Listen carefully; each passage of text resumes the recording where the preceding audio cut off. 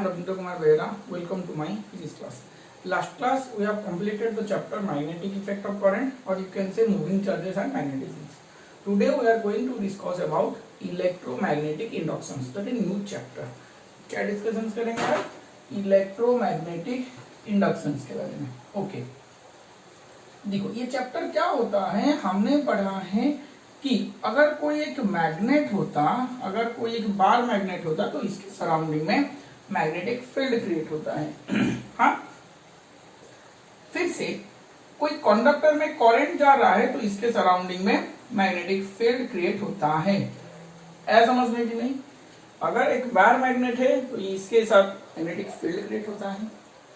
कोई कंडक्टर में करंट जा रहे हैं तो यहाँ पे मैग्नेटिक फील्ड क्रिएट होता है. यहाँ पे इलेक्ट्रोमैग्नेटिक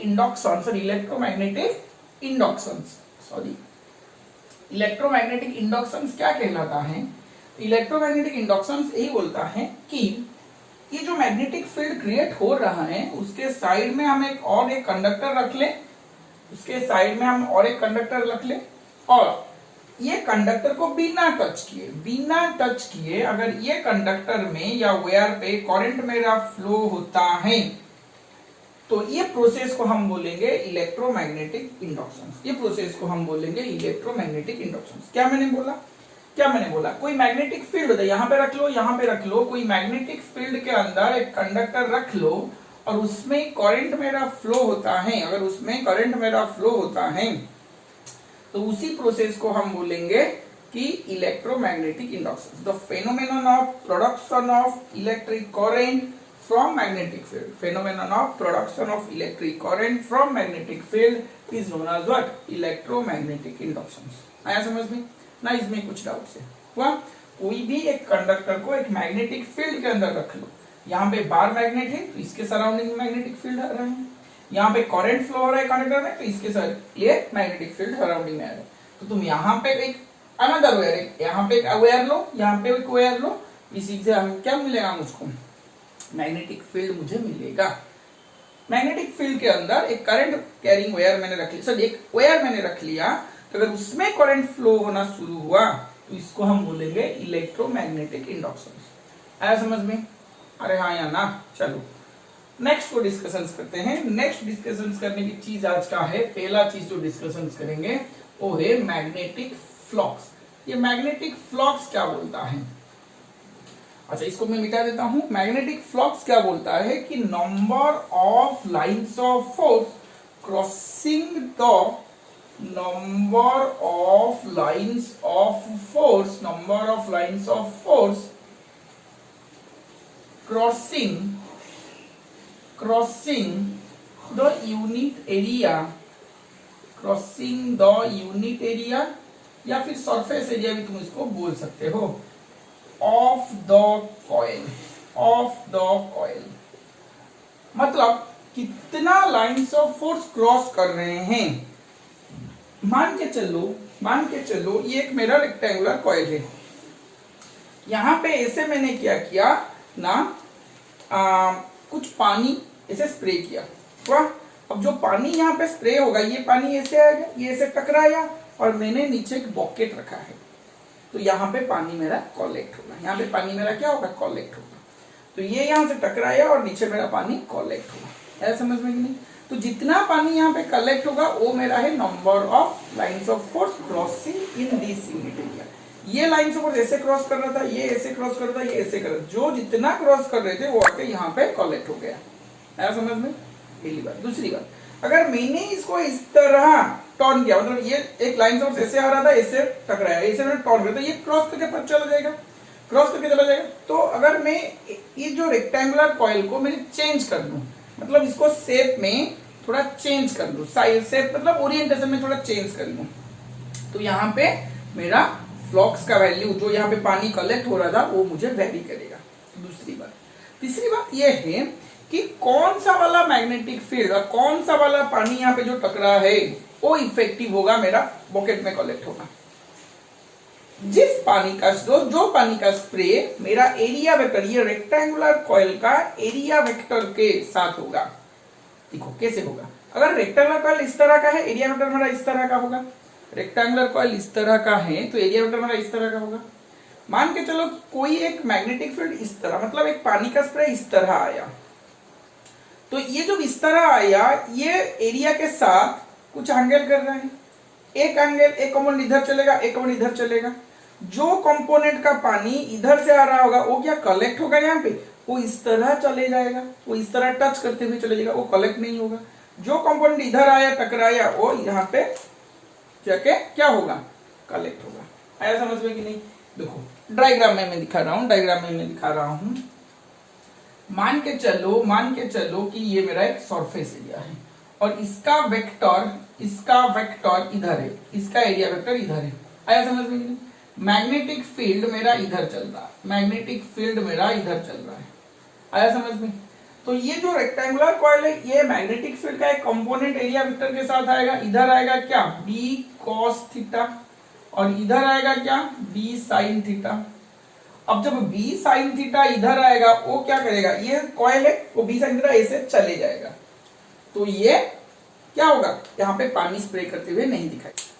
ये जब आएगा ये क्या हो जाएगा, पानी कलेक्ट होगा। इसी तरह मतलब ये सरफेस को क्रॉस करते हुए चले जाएगा, ये सरफेस को टच करते हुए चले जाएगा। हम क्या को कंसीडर करेंगे ना, जो टच करते हुए चलेगा, जो क्रॉस करते हुए चलेगा। सरफेस एरिया को मैग्नेटिक फील्ड का जो कंपोनेंट क्रॉस करते हुए चलेगा उसी कंपोनेंट मेरा मैग्नेटिक फ्लक्स देगा। आया समझ में? The component of the magnetic field which is in the direction of area vector is considered for magnetic flux or is responsible for magnetic flux।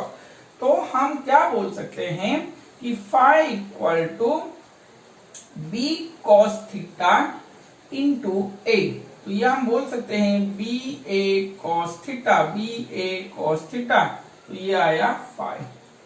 तो phi equal to क्या मेरा आया, b dot a, phi equal to क्या मेरा आया, b dot ए। आया समझ में? अरे हाँ या ना कोई दिक्कत है इसमें, ना कोई दिक्कत है इसमें। तो ये फॉर्मूला आया phi equal to b dot A, B A cos theta. वाह अच्छा, तो इसके लिए फाई को हम कैसे वैरी कर सकते हैं, फाई को इंक्रीज कैसे कर सकते हैं, मैग्नेटिक फ्लक्स को इंक्रीज कैसे कर सकते हैं, इंक्रीजिंग बट चेंज कैसे कर सकते हैं, हम बोल सकते हैं यहाँ पे मैग्नेटिक फ्लक्स को चेंज कैसे कर सकते हैं, चाहे वो इंक्रीज हो या डिक्रीज हो, कैसे कर सकते हैं, changing magnetic field, changing area of the coil, changing area of coil, changing the angle between, changing the angle between b vector and a vector। Magnetic field और एरिया के बीच जो एंगल होता है उसको वेरी करके हम एंगल को change करके हम ये वाले वेरी कर सकते हैं। आया समझ में? अच्छा, अब फाई का यूनिट क्या होता है, देखो मैग्नेटिक फ्लक्स का यूनिट एसआई में क्या होता है ना, हम इसको वेबर बोलते हैं। क्या बोलते हैं? वेबर। सीजीएस में जब हम ईएमयू की बात करते हैं तो इसका वैल्यूज हो जाता है मैक्सवेल, अब वेबर इक्वल टू क्या हम लिख सकते हैं, tesla into metre square. Weber का वैल्यू क्या लिख सकते हैं, tesla into metre square. Maxwell में क्या लिख सकते हैं, टेस्ला का गॉस इंटू सेंटीमीटर का स्क्वायर। ऐसा समझ में कि नहीं, गॉस इंटू सेंटीमीटर का स्क्वायर।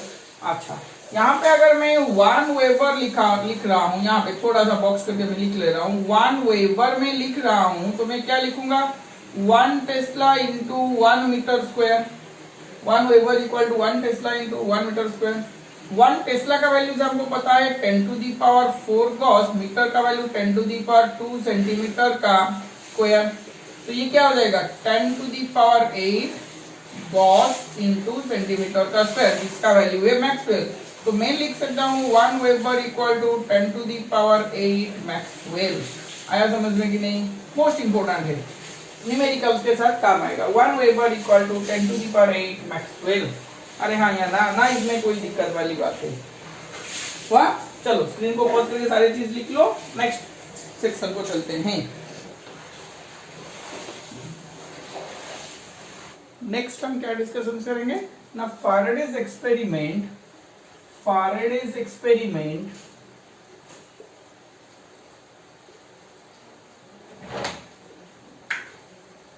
For electromagnetic induction.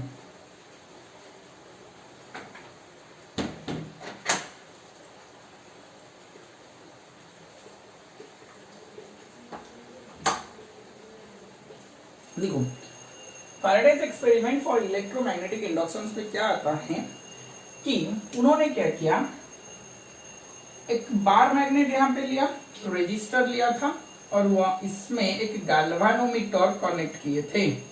आया समझ में कि नहीं? एक रेजिस्टर लिया था और इसमें गैल्वानोमीटर कनेक्ट किए थे। ये जो बार मैग्नेट था ये नॉर्थ पोल था, ये उसका साउथ पोल था।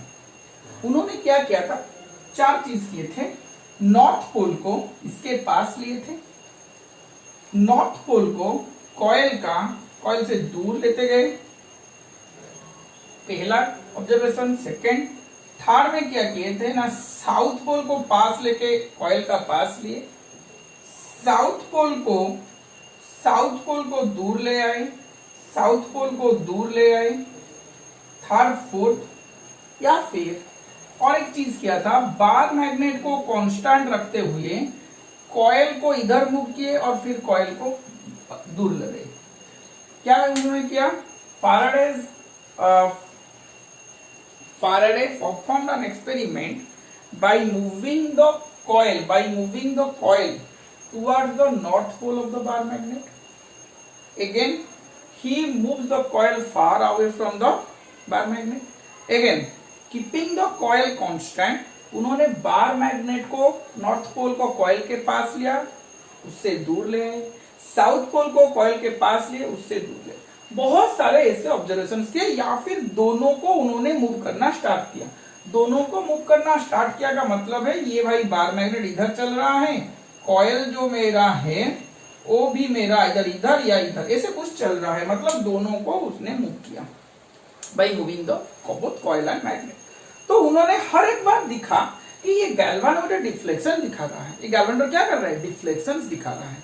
क्या मेरी बात समझ में आ रहा है? फैराडे ने ये ऑब्जर्व किया कि जब भी मैं कॉइल मूव करूं या मैग्नेट मूव करूं, दोनों का पास होने से मेरा यहाँ पे गैल्वानोमीटर में कुछ डिफ्लेक्शन दिखा रहा है। ये उनका एक्सपेरिमेंट था और ऑब्जर्वेशन उन्होंने पाया कि whenever there is a motion between the magnet and the coil, the galvanometer shows the deflections. Galvanometer deflections क्यों दिखा रहा है? गैल्वानोमीटर तभी डिफ्लेक्शन दिखाएगा जब सर्किट में करंट होगा। तो सर्किट में करंट डेवलप हो रहा है, मोस्ट इंपोर्टेंट, सर्किट में करंट डेवलप है। करंट में कहां से आ रहा है? जब यहां से मैग्नेट को हमने उसके पास लिया या इससे दूर लिया, या फिर कॉइल को मैग्नेट के पास लिए या फिर दूर ले आए, तो यहां पे क्या क्रिएट होता है? फ्लक्स क्रिएट होता है। कैसे फ्लक्स क्रिएट होता है? देखो, जब ये हमने पास ले रहे थे तो यहां से मैग्नेटिक फील्ड लाइंस हो रहे थे। जब मैग्नेटिक फील्ड लाइंस एंट्री कर रहे थे, तो क्रॉस सेक्शनल एरिया भी चेंज हो रहा था, कॉइल क्रॉस सेक्शनल एरिया भी चेंज हो रहा था।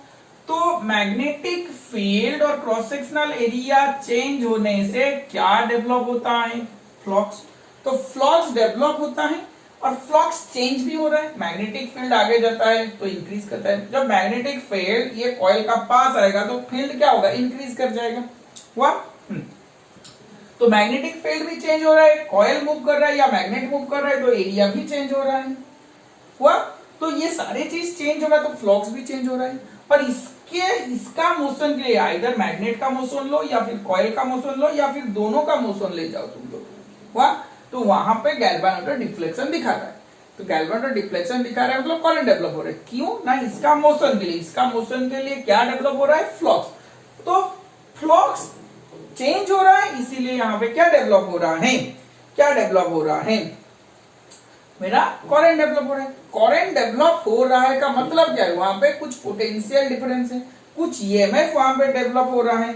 अरे हाँ या ना, क्या मेरी बात समझ में आ रहा है? क्या मेरी बात समझ में आ रहा है?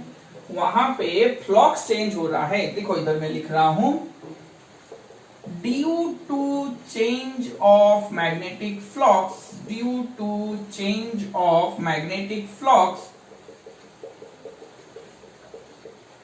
galvanometer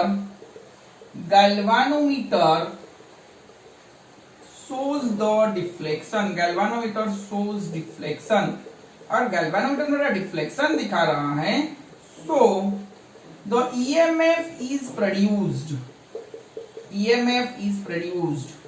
आया समझ में कि नहीं? पोटेंशियल डिफरेंस आ रहा है, इसीलिए तो करंट फ्लो होगा, करंट फ्लो होने से galvanometer डिफ्लेक्शन दिखाएगा, तो मेरा EMF प्रोड्यूस हो रहा है। ये जो EMF प्रोड्यूस हो रहा है, इस EMF को बोल रहे हैं हम इंड्यूस्ड EMF। क्या बोल रहे हैं हम?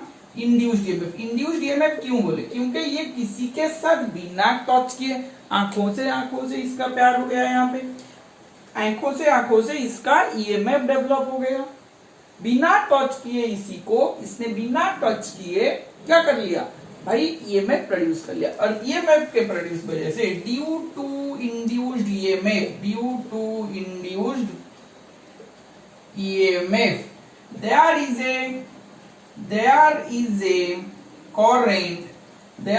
current called induced current, there is a current called induced current। आया मेरी बात समझ में? आया मेरी बात समझ में? इंड्यूस्ड करंट क्या होता है, समझ में आया? Current developed due to induced EMF is known as induced current. Induced EMF क्या हुआ ना, due to change of magnetic flux, galvanometer सोर्स डिफ्लेक्शन। गैल्वानोमीटर डिफ्लेक्शंस क्यों दिखाया? क्योंकि यहाँ पे करंट फ्लो हो रहा है। करंट क्यों आएगा? वहां पे अगर पोटेंशियल डिफरेंस नहीं होगा तो करंट नहीं आएगा, तो पोटेंशियल डिफरेंस मतलब EMF डेवलप होता है वहां पे, ये EMF डेवलप हो रहा है, और ये EMF को हम क्या बोलते हैं? Induced EMF। इंड्यूस्ड क्यों बोलते हैं ना, बिना टच किए, बिना मैग्नेट को टच किए उसके साथ EMF डेवलप हो सकता है, उसी EMF को हम बोल रहे हैं इंड्यूस्ड EMF। और due to induced EMF there is a current called induced current. आया समझ में कि नहीं? अरे हाँ या ना? ना इसमें कोई दिक्कत है, ना इसमें कोई दिक्कत है। तो फैराडेज लॉज ने क्या बोला, ये उनका ऑब्जर्वेशन था और इनका फाइंड आउट था।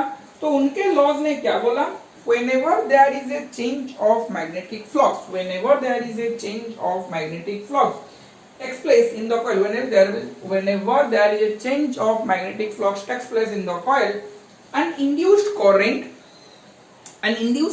or an induced EMF is developed in the coil, so long as the change of magnetic flux continues, so long as the change of magnetic flux continues, the induced current exists in the circuit, the induced current exists in the circuit।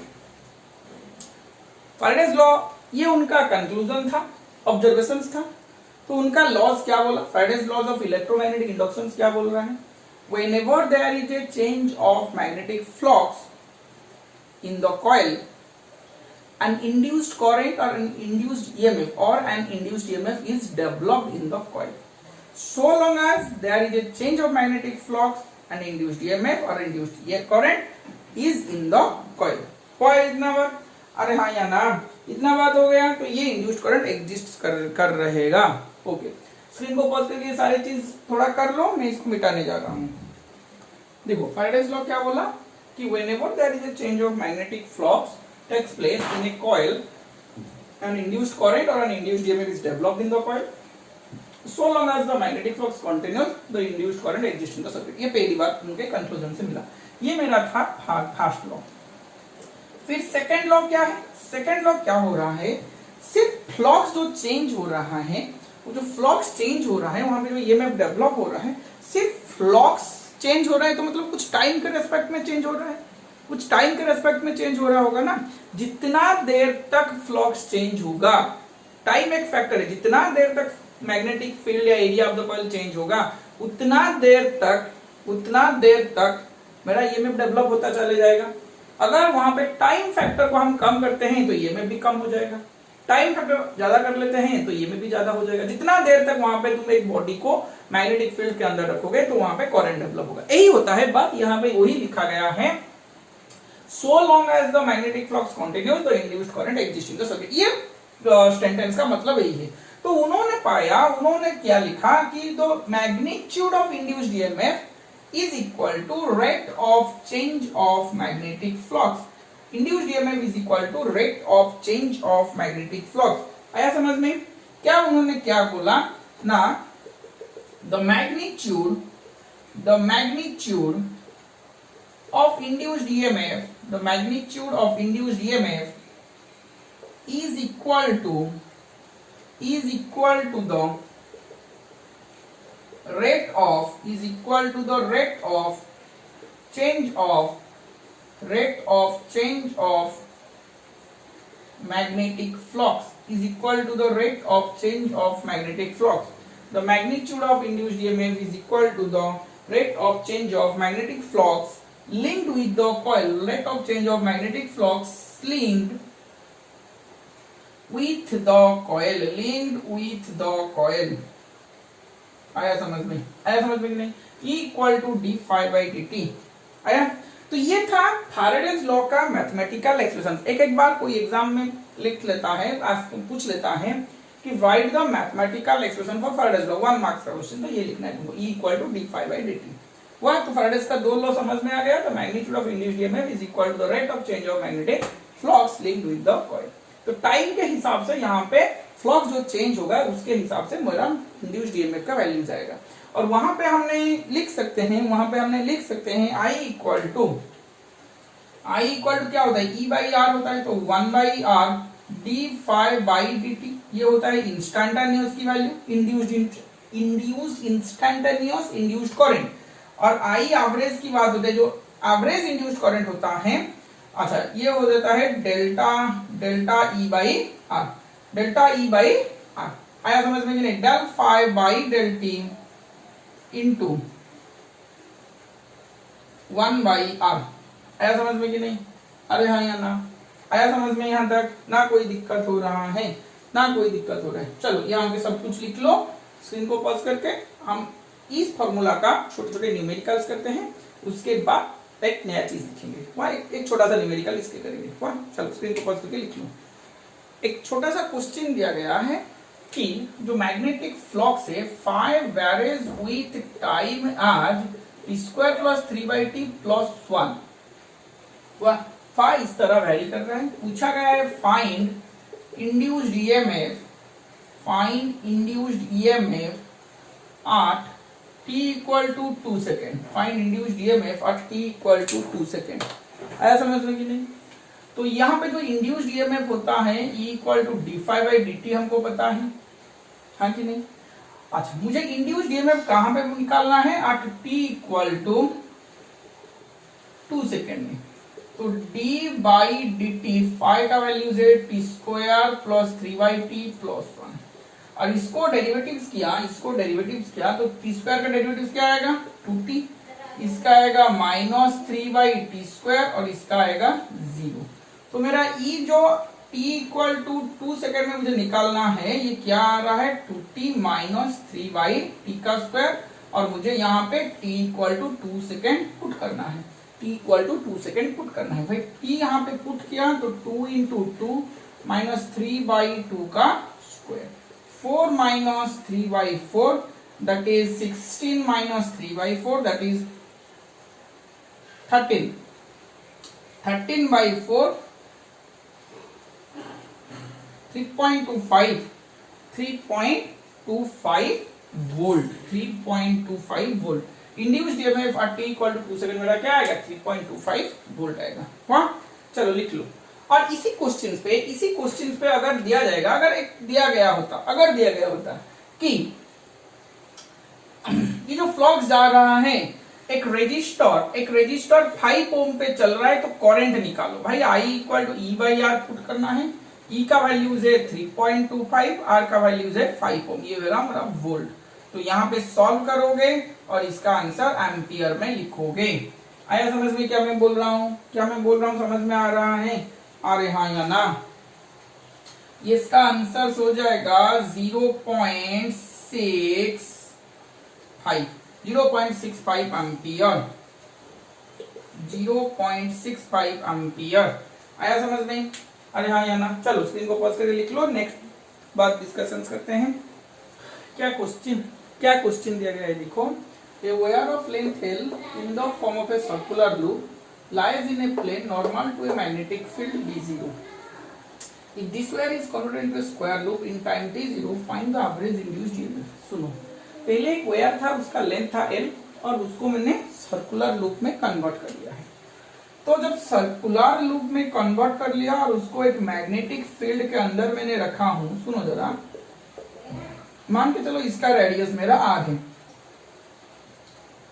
इसका radius मेरा R है, तो circular loop का length के लिए L equal to 2πr में लिख सकता हूं, आया समझ में? ओके, अब यहां से R equal to L by 2π में लिख सकता हूं, हुआ?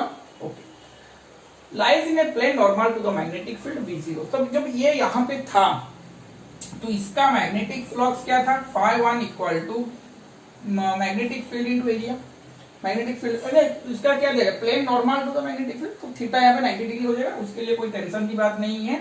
मैग्नेटिक फील्ड मेरा B है, एरिया मेरा क्या आएगा ना, पाई r का square B into pi, r का जगह लिख सकता हूँ L बाई 2π का स्क्वायर, तो L स्क्वायर बाई 4π का स्क्वायर B इंटू पाई, तो पाई से pi cancelled out, L square B by 4π, ये हुआ मेरा φ1। किसके लिए आया मेरा, सर्कुलर लूप के लिए। किसके लिए आया मेरा, सर्कुलर लूप के लिए, हुआ?